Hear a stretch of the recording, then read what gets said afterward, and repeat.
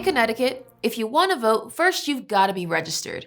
There's a link in the description where you can check your registration status right now. If you aren't registered or you've moved or changed your name since the last time you voted, you can register online as long as you have a Connecticut driver's license or state ID. If you don't have a Connecticut license, maybe you don't drive or you're a college student from another state, you have to fill out a form and mail it in, which I get it is super annoying.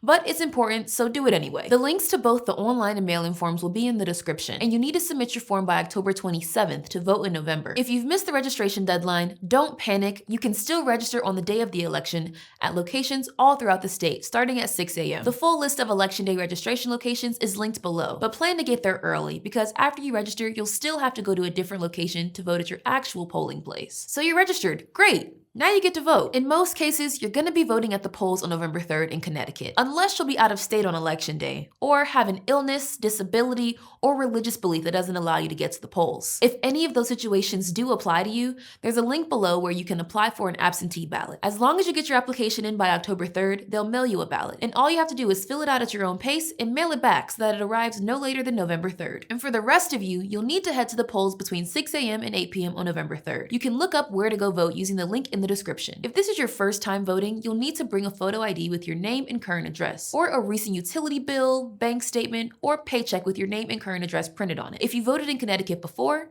you can either bring one of those forms of ID or just sign a statement at the polls saying that you are who you say you are. If you have any questions about whether you have the right kind of ID, don't be afraid to ask. Remember, the poll workers are there to help you vote. If you want to see everything that's going to be on the ballot ahead of time, there's a link below where you can find your sample ballot. This gives you a chance to research the candidates for your local elections ahead of time. You don't have to vote for every item on the ballot for it to count, but those tiny local elections are actually pretty important.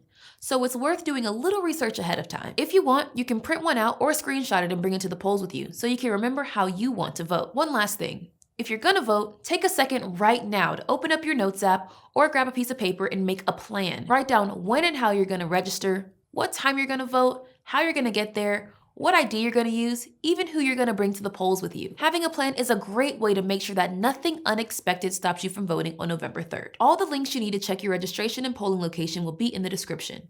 Thanks for voting. How to Vote in Every State is produced by Complexly in partnership with the MediaWise Voter Project, which is led by the Poynter Institute and supported by Facebook.